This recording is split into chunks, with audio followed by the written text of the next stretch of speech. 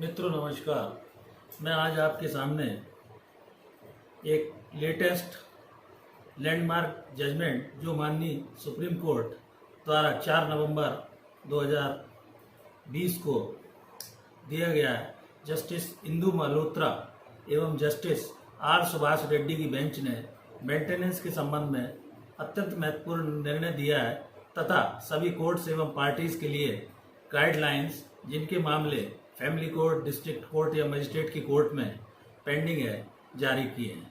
वो दिशा निर्देश क्या है?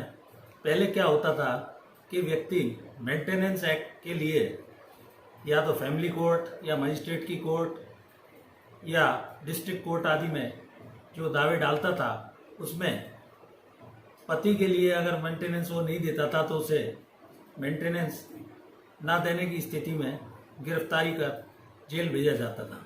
अभी वर्तमान में स्थिति में अत्यंत परिवर्तन हुए हैं।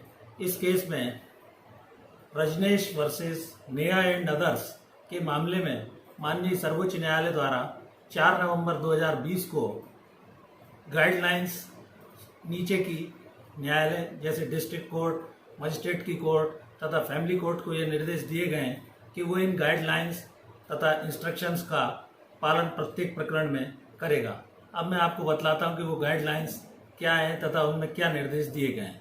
इन गाइडलाइंस के अनुसार बोथ स्पाउस या पार्टीज, हस्बैंड और वाइफ, अपने एसेट्स, लाइबिलिटीज, उन्होंने कौन सा लोन ले रखा है, उनके पास कितनी प्रॉपर्टी है, उनके बैंक बैलेंस क्या है, क्या उनकी फाइनेंशियल स्टेटस है, सभी के बारे में बोथ पार्टीज को अपना एफिडेविट न्यायालय के समक्ष प्रस्तुत करना होगा तथा मेंटेनेंस के मामले में कोर्ट इन दोनों पार्टीज के एफिडेविट के आधार पर ओरल और डॉक्यूमेंट्री एविडेंस से यह देखेगी कि पत्नी की क्या स्थिति थी, शादी के पहले वह नौकरी करती थी या नहीं, शादी के बाद क्या स्थिति है, यदि उसके बच्चे हैं तो बच्चों का खर्चा मेंटेनेंस किस प्रकार चलेगा, आगे की उनकी शादी आदि की व्यवस्था कैसे होगी, इन सब बिंदुओं पर विचार किया जाएगा। क्योंकि होता क्या था कि मेंटेनेंस के लिए वाइफ किसी भी एक्ट में डोमेस्टिक वायलेंस होने पर तथा 125 सीआरपीसी या हिंदू और एडॉप्शन मेंटेनेंस एक्ट आदि में अलग अलग प्रकरण लगाती थी। अब वाइफ को न्यायालय को यह भी बताना होगा कि किस मामले, कौन से कोर्ट में उसका कौन सा मामला अभी पेंडिंग है तथा उसे क्या रिलीफ मिला था। मतलब उसे क्लियर कट साफ साफ न्यायालय के समक्ष सारी प्लीडिंग्स को स्पष्ट तौर पर एफिडेविट के आधार पर बोथ पार्टीज, बोथ स्पाउस को बताना यह आवश्यक कर दिया गया है, जिससे किसी तरह का कोई मटेरियल का छुपाव ना हो और फेयर हैंड से, क्लीन हैंड से न्यायालय को न्याय करने में सहायता मिल सके। अब ये पार्टीज का दायित्व तो बताया गया है। मेरे इस वीडियो बनाने का मुख्य उद्देश्य यह है कि लॉ स्टूडेंट्स, एडवोकेट तथा पक्षकारों को इस बात की जानकारी हो जाए कि माननीय सर्वोच्च न्यायालय में ने अभी वर्तमान में लेटेस्ट जजमेंट में ये गाइडलाइंस दी गई हैं, जिनको कि पक्षकारों को तथा नीचे के निम्न न्यायालयों को पालन करना अनिवार्यता कर दी गई है। हस्बैंड और वाइफ का क्या फाइनेंशियल कंडीशन है? रजनीश वर्सेस नेहा के मामले में ये गाइडलाइंस इस तरह दी गई है कि पहले हस्बैंड की सैलरी, उसकी क्या प्रॉपर्टी है, उसकी स्थिति देखी जाती थी, अन्यथा उसे मेंटेनेंस नहीं देने पर जेल जाना होता था। अब स्थिति भिन्न है कि both parties shall file assets and liability along with the affidavits. Parties को कोई मिसलीड या फॉल्स वो नहीं देना है, अन्यथा वह धारा 340 सीआरपीसी के तहत परजरी आदि के लिए दंडित किया जा सकता है।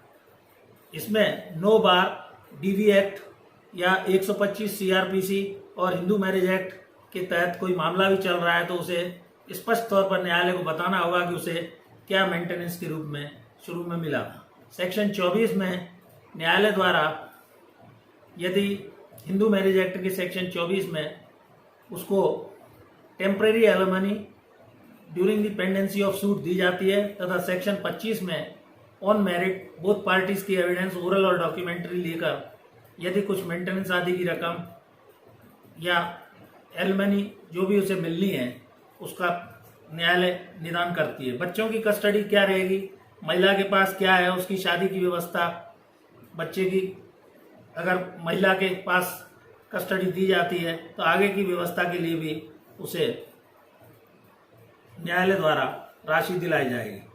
इसमें जजमेंट में 3 तरह के एफिडेविट के प्रोफार्मा दिए गए हैं, जिसमें अर्बन, रूरल और ट्राइबल एरियाज के अलग अलग एफिडेविट हैं, जिसमें एक पक्ष को पेश करने के बाद 4 वीक का समय न्यायालय द्वारा दिया जाएगा तथा 2 मौके उसे जवाब आदि प्रस्तुत करने के दिए जाएंगे, अन्यथा उसका अधिकार स्ट्रक डाउन कर दिया जाएगा। फाइनेंशियल स्टेटस चेंज होने पर, एप्लीकेशन देने पर कोर्ट उस पर भी विचार कर सकती है तथा मेंटेनेंस को भी न्यायालय सारी परिस्थितियों को देखकर विचार करेगी। इन गाइडलाइंस को मानने के लिए न्यायालय द्वारा बाध्यता अनिवार्य कर दी गई है। यदि कोई पक्ष इस न्यायालय द्वारा इस प्रकरण रजनीश वर्सेस नेहा में दिए गए निर्देशों का पालन नहीं करता है या कोर्टें भी पालन नहीं करती है तो उनके खिलाफ कंटेम्प्ट ऑफ कोर्ट जैसी कार्यवाही भी वरिष्ठ न्यायालय द्वारा की जा सकती है। इस प्रकरण में भारतीय संविधान के आर्टिकल 142 के तहत ये व्यवस्था न्यायालय द्वारा दी गई है। आर्टिकल 141 ये कहता है कि the decision of the supreme court shall be binding on all the courts and parties.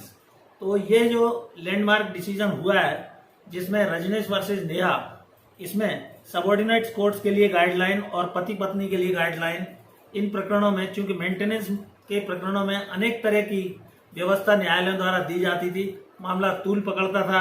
इन सब व्यवस्थाओं को देखते हुए न्यायालय द्वारा यदि पति ने कोई होम लोन लिया है, कोई और उसके इंश्योरेंस वगैरह हैं और उसमें तो उसकी सैलरी आदि पर विचार किया जाएगा।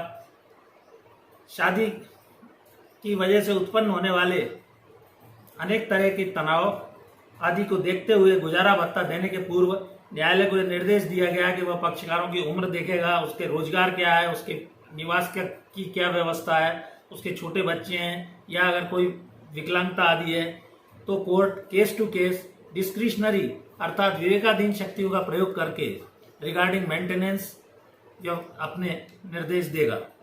इस प्रकार कुल मिलाकर ये न्यायालय का न्याय दृष्टांत सारी मेंटेनेंस की गाइडलाइन के लिए बनाया गया है और इसे वर्षों तक कई मामले कोर्ट में लंबित बने रहते थे। मामलों को स्ट्रीमलाइन किया जाए, फैमिली के दोनों पक्षों की संपत्ति देनदारी अब एफिडेविट में देनी होगी। इसमें किसी तरह की कोई गलत बयानी या छुपाव जैसी स्थिति नहीं रहेगी। लेस पेंडाइट की स्थिति में कोई मामला यदि चल रहा है तो उसे अंतरिम गुजारा भत्ता तब तक दिया जाएगा, उसके बाद परमानेंट मेंटेनेंस या एलिमेंट पर भी विचार किया जा सकता है। आवेदन के दिनांक से ही गुजारा भत्ता दिए जाने के भी निर्देश इस लैंडमार्क जजमेंट में दिए गए हैं। यदि वो गुजारा भत्ता नहीं देता है तो उसे सीपीसी के तहत कुर्की की कार्यवाही भी उसके विरुद्ध की जा सकती है। इस प्रकार मैंने यह वीडियो आपकी मेंटेनेंस की जानकारी के लिए वर्तमान स्थिति लैंडमार्क जजमेंट जो नया आया है उसके आधार पर बनाई है। कृपया यदि आपको यह मेरा वीडियो अच्छा लगे तो इसे सब्सक्राइब, लाइक और शेयर करें। Thank you.